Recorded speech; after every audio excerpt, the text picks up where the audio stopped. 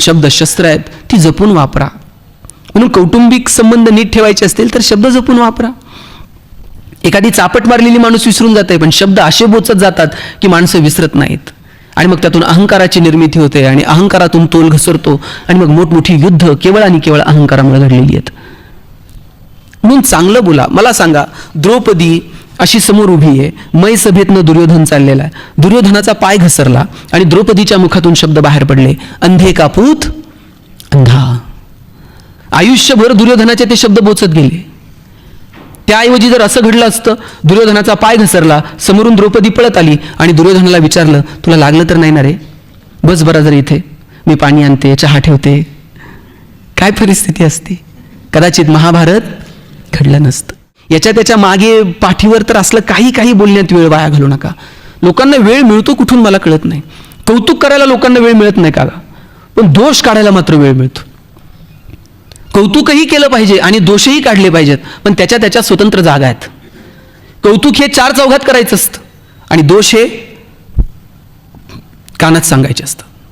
एखादा चांगलं काम करतोय ना, चार चौघात म्हणारे वा छान काम करतोय, आणि चुकतोय ना त्याला केबिनला बोलवा आणि केबिनला बोलून सांगा हे चुकतंय बरं का, उद्या असं व्हायला नको. आपण उलट करतो, चार चौघात सगळ्यांच्या देखत त्याची सगळी उतरून टाकतो आणि केबिनमध्ये बोलून नाही पण मी तसं नव्हतं बोलाय. आता काय झालं सगळं रामायण. जगणं खूप सुंदर आहे. परत ते आपल्याला हे आयुष्य आहे की नाही मला माहीत नाही आहे, पण जे काही वाट्याला आलंय ते मात्र जगायचं. मी कालच्याही भाषणामध्ये सांगितलं की आपण सगळे एकमेकांपेक्षा वेगळे आहोत. आपल्यातलं वेगळेपण ओळखा आणि आयुष्य जगायला सुरू करा. ज्या दिवशी आपल्याला भगवंतानं काय वेगळेपण दिले ते सापडेल ना, त्या दिवशी जगणं सुंदर होऊन जातं. म्हणून नात्यांची मजा घ्या, कुटुंब जपा, निसर्गाला जपा. या संस्थेच्या त्यांनी जे काही महत्त्वाच्या गोष्टी सांगितल्यात त्यात निसर्गावरती सुद्धा भर दिलेला पाहायला मिळतं. निसर्ग हा आपल्या संस्कृतीचा भाग बनायला हवा. नवे तर मला वाटतं की निसर्गाकडनं शिकण्यासारखं खूप आहे, जे आपल्या संस्कृतीचा अविभाज्य घटक घडावं. आणि निसर्गानं माणसाला वारंवार जाणीव करून दिलेली आहे की बाबा रे, या सगळ्या सृष्टीमध्ये तू एक छोटासा घटक आहे आणि तू निसर्गासोबत जुळून घे. दुर्दैवानं माणूस हा निसर्गासोबत जुळून घ्यायला तयार नाही. माणसाला निसर्गावर मात करायची आहे, निसर्गावरती विजय मिळवायचा आहे. विजय मिळवून सांगायचं आहे कुणाला? निसर्गावरती विजय मिळवण्यापेक्षा निसर्गासोबत जुळून घेता येईल का? 2 वर्षाच्या काळात डोळ्यानं न दिसणारा एक विषाणू सगळं जग जागेवर थांबवलं की नाही? कोरोना कुणी बघितलाय का आपल्यापैकी? कुणाकडे त्याचा फोटो बिटो सेल्फी बिल्फी घरात ठेवलाय का? कोरोना बघितला कुणीच नाही, पण कळला मात्र सगळ्यांना. निसर्गाच्या समोर आपण किती छोटे आहोत याची जाणीव आपल्याला कोरोनाच्या काळात झाली. मला वाटतं आमच्या पिढीनं बघितलेलं ते सगळ्यात मोठं संकट असेल. पण याचा तुम्ही जर इतिहास बघितला तर वारंवार माणसाला जाणीव करून दिली निसर्गानं. नेपोलियन 3 लाख सैन्य घेऊन युरोपवरती आक्रमण करायला गेला होता. युरोप जिंकलं, पण तिथे पिवळ्या तापाची साथ आली आणि पटापट सैन्य मारायला लागलं. मोजकं सैन्य घेतलं आणि नेपोलियन परत मायदेशी परत आला. शस्त्रांच्या जोरावरती त्याला युरोप जिंकता आला, पण शस्त्रांच्या जोरावरती पिवळ्या तापाच्या समोर त्याचं काहीही चाललं नाही. दक्षिण आफ्रिकेमध्ये जनावरांचा प्लेग आला, पटापट जनावरं मारायला लागली. जनावरांवरती आधारित असणारे उद्योग व्यवसायाला यायला गेले. चीनमध्ये मिंग राजवट होती, तिथेही अशीच प्लेगची साथ पसरली आणि ती मिंग राजवट उद्ध्वस्त झाली. निसर्गाच्या समोर आपण फार छोटे आहोत, म्हणून निसर्गासोबत आम्हाला जुळून घेता येईल का? प्राण्या पक्ष्यांची नाळ अजून तरी थोडी बहुत निसर्गासोबत जुळलेली आहे, पण माणूस एकमेव प्राणी आहे की त्याला निसर्गासोबत जुळून घ्यायचं नाही. तुम्ही एक तरी कावळा ओव्हरवेट झालेला बघितलाय का? टेन्शनमध्ये आला आणि घरट्या घालतोय, आता जरा जास्त करावं लागते म्हणते. माणसं दाखवू किती, आपण निसर्गासोबत जुळून घ्यायला तयार नाही आहोत. मला आठवतंय गावाकडे जर गेलो अशी गुडघे टेकून नदीला पाणी पिलेलं मला आठवते. लांबचा काळ नाहीये. आता पॅक बॉटलमधलं पाणी प्यायचं म्हणलं तर 10 वेळा माणूस विचार करतोय, नीट आहे का, पिऊ का? आंब्याच्या सीझनमध्ये जर गावाकडे गेलात तर प्रत्येक घरात आंब्याची आडी होती की नाही? जुनी माणसं साहेब फार शिकलेली नसतील पण शहाणी होती. गेलेल्या माणसाच्या स्मृतीप्रित्यर्थ त्या आंब्या बिंबा आमराई बिमराई उभी करायची. गावात प्रत्येक घरात आंब्याची आडी होती. आंब्याच्या सीझनमध्ये गावातल्या सगळ्या पोरांचे शर्ट आंबे खाऊन भरलेले असायचे. बोराच्या सीझनमध्ये जा, 2-4 पोरांची तरी डोकी गावात फुटलेली असायची. वर बोराला दगड मारताय, डोक्यात पाडून घेताय. जांभळाच्या सीझनमध्ये जा, 2-4 पोरांचे तरी हात मोडलेले असायचे. वर चढतंय, खाली पडतंय. निसर्ग भरभरून देणारा होता, निसर्गासोबत लोक जुळून घेत होती. मला वाटतं आम्हाला निसर्गासोबत जुळून घेता येईल का, याचा विचार आम्ही संस्कृतीच्या दृष्टीनं केला पाहिजे. संस्कृती कुठल्याही आभाळातून पडणाऱ्या एखादी गोष्ट नाही. संस्कृती म्हणजे पोथीपुराण नाही. तुमच्या माझ्या वागण्या बोलण्यातनं संस्कार घडतात आणि त्या संस्कारातून संस्कृतीची निर्मिती होत असते.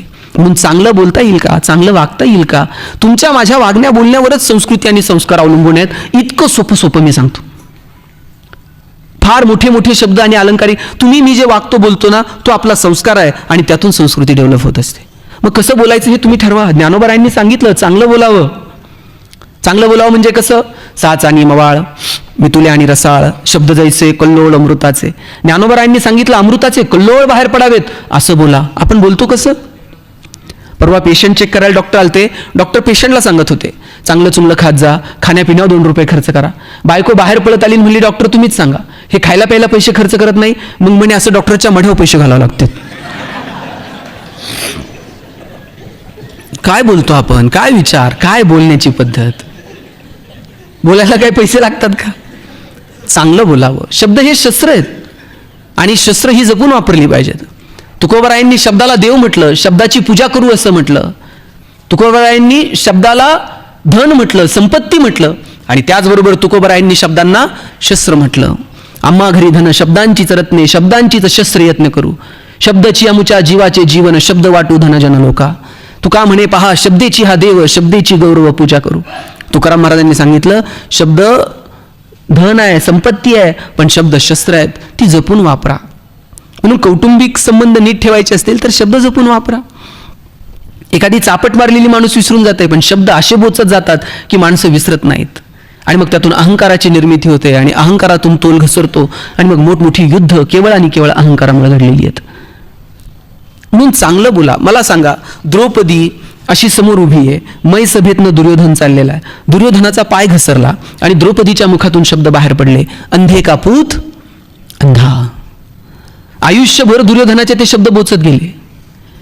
त्याऐवजी जर असं घडलं असतं, दुर्योधनाचा पाय घसरला, समोरून द्रौपदी पळत आली आणि दुर्योधनाला विचारलं तुला लागलं तर नाही ना रे, बस बरा जर इथे, मी पाणी आणते, चहा ठेवते. काय परिस्थिती असती. कदाचित महाभारत घडलं नसतं. पण निरर्थक आम्ही शब्द, तुमच्या नाही पटत ना 2 दिवस मौन बाळगा, फार त्याच्यावरती चर्चा करू नका, पण निरर्थक शब्द आणि वाया घालू नका. तुमच्याकडे वेळ आहे ना, बोलावा विठ्ठल, पहावा विठ्ठल, करावा विठ्ठल, जीव भावे. निरर्थक गोष्टींसाठी वेळ वाया घालू नका. शब्द शस्त्र आहेत आणि ती जपून वापरली पाहिजेत. त्याच्या मागे पाठीवर तर असलं काही बोलण्यात वेळ वाया घालू नका. लोकांना वेळ मिळतो कुठून मला कळत नाही. कौतुक करायला लोकांना वेळ मिळत नाही का, पण दोष काढायला मात्र वेळ मिळतो. कौतुकही केलं पाहिजे आणि दोषही काढले पाहिजेत, पण त्याच्या स्वतंत्र जागा आहेत. कौतुक हे 4 चौघात करायचं असतं आणि दोष हे कानात सांगायचे असतं. एखादा चांगलं काम करतोय ना, 4 चौघात म्हणा अरे वा छान काम करतोय, आणि चुकतोय ना त्याला केबिनला बोलवा आणि केबिनला बोलून सांगा हे चुकतोय बरं का, उद्या असं व्हायला नको. आपण उलट करतो, 4 चौघात सगळ्यांच्या देखत त्याची सगळी उतरून टाकतो आणि केबिनमध्ये बोलून नाही पण मी तसं नव्हतं बोलाय. आता काय झालं सगळं रामायण. कौतुक हे 4 चौघात करायचं आणि दोष हे एकांतात सांगायचे, कानात सांगायचे. तुम्ही तुमच्या मुलांना सुद्धा पाहुणे आल्यानंतर नावं ठेवण्यात अर्थ आहे का. ते कितीही खोडकर असलं तर पाहुण्याच्या देखत नावं ठेवायचे नाही. उलट पाहुण्याच्या देखत म्हणायचं आमचा दादा इतका हुशार आहे ना. दादा पाहुण्याच्याच पुढे पुस्तक घेऊन बसतंय का नाही बघा. आणि तुम्ही पाहुण्याच्या देखत म्हणून बघा दादा बावळट आहे. दादा बाहेर जात आहे, पाहुण्याच्या बुटात पाणी ओततंय, लेसला लेस बांधतंय. तुमची इज्जत घालवायची एक संधी मग दादा सोडत नाही. त्यामुळे कौतुक हे 4 चौघात करायचं. मी असंच म्हटलं कौतुक करा कौतुक करा. 2-4 जण म्हणले कुणाचं करायचं. म्हणलं कुटुंबापासून सुरू कर. आईला म्हण आई तुझ्यामुळे जग बघायला मिळालं.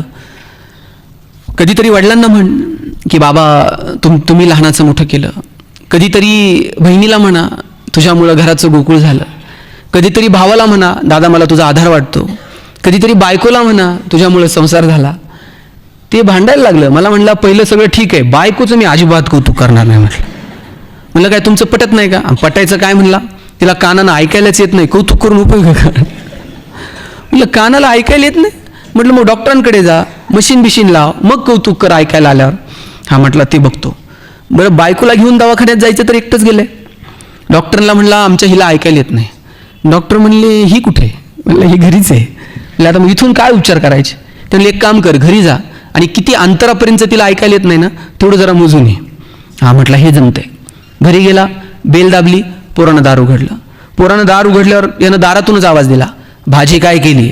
बायको किचनमध्ये होती. किचनमधून काहीच प्रतिक्रिया नाही.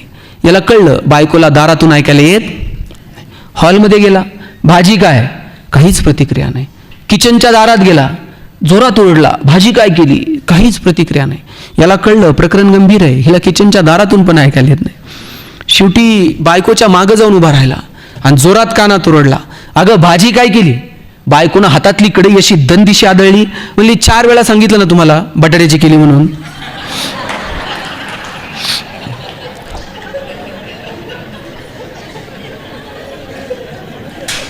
तुम्हाला कळलं का नाही? काहींना घरी गेल्यावर कळलं. 20 वर्ष ह्याला ऐकायला येत नव्हतं. तिने कसा संसार केला सर मला सांगा? कौतुक कुणाला आवडत नाही सांगा बरं? जगात असा एक तरी माणूस आहे का ज्याला कौतुक आवडत नाही? प्रत्येकाला कौतुक आवडतं. कौतुक केलं पाहिजे. आणि महिला तर बिचारा इतक्या भोळ्या असतात, काय लागतो त्यांना कौतुक करायला? त्यांना काय साडी बिडी गिफ्ट बिफ्ट असलं काही नाही. 30 सेकंद फक्त बायकोकडं असं राजेश खन्नासारखं बघायचं. अमोलजी तुम्ही घरी गेल्यावर करून बघा. आणि फक्त बायकोला म्हणायचं तू ये म्हणून संसार चाललाय. सगळ्यात चांगलीच सांगते की नाही बघा, 1 नंबर नवरा भेटलाय. काय लागतं? कौतुक हे सगळ्या गोष्टींवरचा रामबाण उपाय आहे. म्हणून कौतुक हे 4 चौघात करा आणि दोष हे काय असतील ते एकांतात सांगा. एकमेकांमधले हितसंबंध, एकमेकांमधली नातीगोती आम्हाला सांभाळता येतील का? छोट्या छोट्या गोष्टींचा आनंद घेत आम्हाला पुढे जाता येईल का? मला वाटतं याचा विचार करा. आयुष्य खूप सुंदर आहे. त्या सुंदर आयुष्याकडं आम्ही फक्त सकारात्मक दृष्टीनं बघितलं पाहिजे. जगण्यासाठी अपेक्षित यश अपयश कुणाच्या वाट्याला येत नाही. सगळ्यांच्या वाट्याला यश अपयश येतं. पण त्या यश अपयशाच्या पाठीमागे तुमची भूमिका काय याच्यावर येणाऱ्या पिढ्यांवरचा संस्कार ठरत असतो. मला सांगा, जिजाऊंची परिस्थिती काय होती? जिजाऊंच्या आजूबाजूची परिस्थिती काय होती? आपण असं नेहमी म्हणतो की जिजाऊंनी छत्रपती शिवाजीराजांवरती संस्कार केले म्हणून शिवाजीराजे हिंदवी स्वराज्य निर्माण करू शकले. तुम्ही ती भूमिका लक्षात घ्या. काय परिस्थिती होती? जिजाऊ ह्या जाधव कुटुंबातून, शिवाजीराजे भोसले कुटुंबातून, भोसले आणि जाधव कुटुंबाचं प्रचंड वैर निर्माण झालेलं खंडागळींच्या हत्ती प्रकरणानंतर. आणि मग लखोजी जाधव तर शोधत होते शहाजीराजे नेमके कुठे आहेत. गरोदर होत्या जिजाऊंना जुन्नरला आणून ठेवलेलं. आणि लखोजी जाधवांना कळलं की शहाजीराजे जुन्नरला आहेत. अख्ख्या जुन्नरला वेढा घातला. विश्वासरावांच्या दारात जाऊन उभे राहिले आणि आवाज दिला, कुठे आहे शहाजी भोसला? विश्वासराव बाहेर आले आणि म्हटले की इथं नाहीत. का? पळून गेले. भोसल्यांवर अजून ती वेळ आली नाही की ते पळून जातील. म्हटले मग लपून बसले असतील. ती वेळ अजून भोसल्यांवर आली नाही की तुम्हाला बघून ते लपून बसतील. लखोजी जाधवांनी म्यानातून तलवार काढली, धावून गेले. एकमेकांमध्ये खणाखणी होणार. त्याच वेळेला गरोदर असणाऱ्या जिजाऊ पुढे आल्या आणि जिजाऊंनी वडिलांचा हात हातात घेतला आणि सांगितलं, आबा एवढं शत्रुत्व? एक काम करा. तो हात स्वतःच्या कपाळावरती ठेवला आणि सांगितलं, एकदाच माझ्या कपाळावरचं कुंकू पुसून टाका आणि संपून टाका हे शत्रुत्व. लखोजी जाधव म्हटले, जिजा जसं माझं रक्त तुझ्यात आहे तसं जाधवांच्या कुळीला बांधलेलं आहे. हे आमचं शत्रुत्व संपेल ते आमच्या मरणानंतर, पण आज तुला शब्द देतो तुझ्या कुंकवाला हात घालणार नाही. त्या दिवशी जिजाऊंच्या आग्रहाखातर तिथं मुक्काम केला. दुसऱ्या दिवशी सकाळी स्वतःच लखोजी जाधवांनी म्यानाला खांदा दिला आणि जिजाऊंना वरती शिवनेरीवरती पोहोच केलं. आणि जाताना लखोजी जाधव म्हटले, जिजा तुला लेकरू झालं का निरोप धाड, तुझ्या पोराचं तोंड बघायला मी नक्की येईल. आणि काही दिवसांनी जिजाऊंच्या कानावरती शब्द.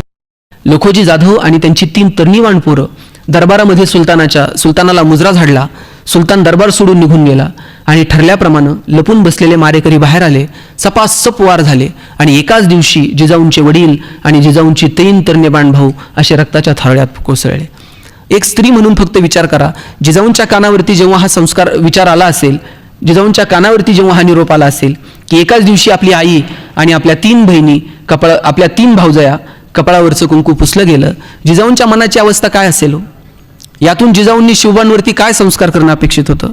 एखादी आई म्हटली असती आपल्या लेकराला पुढे जाऊन की राजा तू काय या लोकांच्या नादी लागू नको, हे अतिशय क्रूर लोक आहेत, सत्तेसाठी काही करू शकतात, त्यापेक्षा आपण यांच्यासोबत जुळून घेऊ, थोडीशी सत्ता आणखी वाढवून घेऊ, सुपा परगाना आणखी जहागिरी वाढवून घेऊ आणि आयुष्यभर आयुष्यारामात जगू. पण संस्कार काय करायचे हे मला वाटतं जिजाऊंकडनं शिकावं. अशाही परिस्थितीमध्ये, ह्या प्रतिकूल परिस्थितीमध्ये जिजाऊ आपल्या लेकरावरती हा संस्कार करतात की ह्या सगळ्या शाह्या उलथून टाकायच्या असतील तर शिवबा तुम्हाला हातात शमशीर घ्यावी लागेल. स्वतःच्या लेकराच्या डोळ्यात डोळे घालून पाहिलं जिजाऊंनी आणि सांगितलं, राजे हिंदवी स्वराज्य निर्माण करा. रामाच्या कृष्णाच्या गोष्टी छत्रपती शिवाजीराजांना सांगितल्या. प्रभू रामानं हातात शस्त्र कसं घेतलं, भगवान श्रीकृष्णानं हातात शस्त्र का घेतलं, दुर्जनांचा संहार करण्यासाठी राजा तुला पुढे यावं लागेल, हा संस्कार वारंवार जिजाऊ छत्रपती शिवाजीराजांवर करत राहिल्या. आणि त्याच संस्कारांची परिणिती म्हणून ही संस्कृती टिकवण्यासाठी छत्रपती शिवाजीराजांनी हातात शमशीर उचलली, लिंबू टिंबू पोरं गोळा केली, त्यांच्या हातात शमशिरी दिल्या आणि पाहता पाहता स्वराज्य उभं केलं. आपण आपल्या लेकरांना काय संस्कार देतो, मला वाटतं ते आपल्या वागण्या बोलण्यात न ठरतं. श्यामची आई सगळ्यांनी वाचलं असेल. श्यामच्या घरी एकदा पाहुणे आले आणि पाहुणे आल्यानंतर पाहुण्यांनी आपला कोट असा खुंटीवरती टांगून ठेवला होता. दुसऱ्या दिवशी पाहुणे जायला निघाले आणि पाहुण्यांच्या लक्षात आलं खुंटीवरती कोट टांगून ठेवला पण कोटातले पैसे मात्र चोरीला गेलेत. पाहुणे तर निघून गेले पण आई मात्र पुढचे 2 दिवस श्यामसोबत बोलली नाही. आणि मग तिसऱ्या दिवशी पोरानं विचारलं, आई तू बोलत का नाहीये? त्यावेळेस श्यामच्या आईने सांगितलं, पाहुण्यांच्या कोटमधले पैसे चोरीला गेले. श्याम कुणी घेतले? मग श्याम रडायला लागला आणि म्हटलं, आई मीच ते कोटातले पैसे घेतले. कशासाठी घेतले बाळा? त्यावरती श्यामनं सांगितलं, आई मला त्या पैशातनं दुसरं काही खाऊ वगैरे घ्यायचं नव्हतं, मला एक पुस्तक खरेदी करायचं होतं आणि ते पुस्तक खरेदी करण्यासाठी मी पैसे चोरले. यावरती श्यामच्या आईचं वाक्य काय माहिती आहे? राजा, पहिलीत असताना तुला शिकवलंय चोरी करू नये. तू पहिलीत वाचलेलं आणि पहिलीत शिकलेलं अजून तुझ्या कृतीत नाहीये. आता नवीन पुस्तक वाचून तू आणखी काय शिकणार आहेस? फक्त मार्कांसाठी शिकवायचं नसतं, सुविचार म्हणून गोष्टी पोरांच्या मनावरती उमटवायच्या नसतात. त्यातून मुलं शिकतायत का, मुलं तशी वागतायत का याचं चिंतन करायचं असतं. प्रत्येक वेळेस हातात छडी घेऊनच मारायचं नसतं. कधी कधी पालकांचा मुलांसोबतचा आबोला सुद्धा खूप काही सांगून जातो. 2 दिवस जर पालक आपल्याशी बोलले नाहीत तर पोरं अस्वस्थ व्हायला हवेत, बाबा माझ्याशी बोलले नाहीत. प्रत्येक वेळेस रागूनच नाही होत, कधी कधी न बोलता सुद्धा संवाद साधता येतो. महात्मा गांधी जर शांत बसले तर त्यांचा आवाज लंडनपर्यंत जात होता. अण्णा हजारेंनी राळेगणमधून मौन बाळगलं तर दिल्लीपर्यंत आवाज जात होता. कधी कधी मौनामध्ये सुद्धा ताकद असते, पण ती मौन कधी कुठे कुठपर्यंत याचं तारतम्य ठेवून आम्हाला येणाऱ्या पिढ्यांवरती संस्कार करता येतील का? मला वाटतं याचा विचार करा.